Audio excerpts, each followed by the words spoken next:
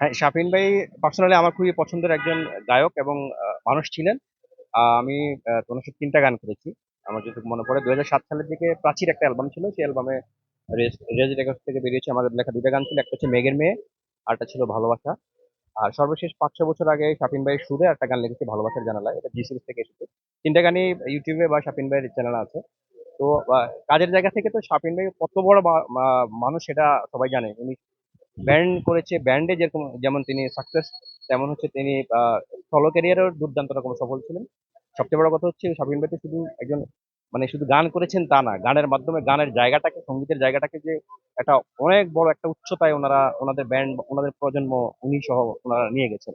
বিশেষ করে অনেক, আমার মনে হয় কয়েকটা প্রজন্ম কিন্তু শাফিন ভাইদের গান শুনে শুনে সঙ্গীতের প্রতি আকৃষ্ট হয়েছে এবং যারা সঙ্গীতে এখন স্টাবলিশ হয়েছে। এটা একটা বিশাল ব্যাপার। এবং সঙ্গীত অনেকেই গান করেন, কিন্তু এরকম আইকন হয়ে ওঠা বা তাকে ফলো করে অন্য অসংখ্য মিউজিশিয়ান যে কাজ করবে এরকম খুব কমই পাওয়া যায়। এবং শাফিন ভাই একই সাথে স্টাইলিস্ট একজন মানুষ ছিলেন এবং সবসময় অ্যাক্টিভ ছিলেন। আমরা অনেক সময় দেখি যে সিনিয়র যারা কাজ করছে অনেক সময় কাজ না থাকলে ওনাদেরকে আসলে খুঁজে পাওয়া যায় না, দেখা যায় ওনারা নাই। কিন্তু শাফিন ভাই নিজেই আমার মনে হয় নতুন নতুন কাজ বের করতেন। উনি যেমন গাইতেন, স্টেজ করতেন রেগুলার, নতুন সুর বানাতেন, এবং কিছু করতে না পারলেও সেটা দেখা যাচ্ছে ফেসবুকেও আমরা ওনাকে খুবই অ্যাক্টিভ দেখতেন। এবং মানে একটা গান নিয়ে ওনার যে গবেষণা, বিশেষ করে আমি ওনার যে গানটা ওনার সুরে যে গানটা লিখেছি, ওটা থেকে আমার নিজের একটা বড় অভিজ্ঞতা হয়েছে।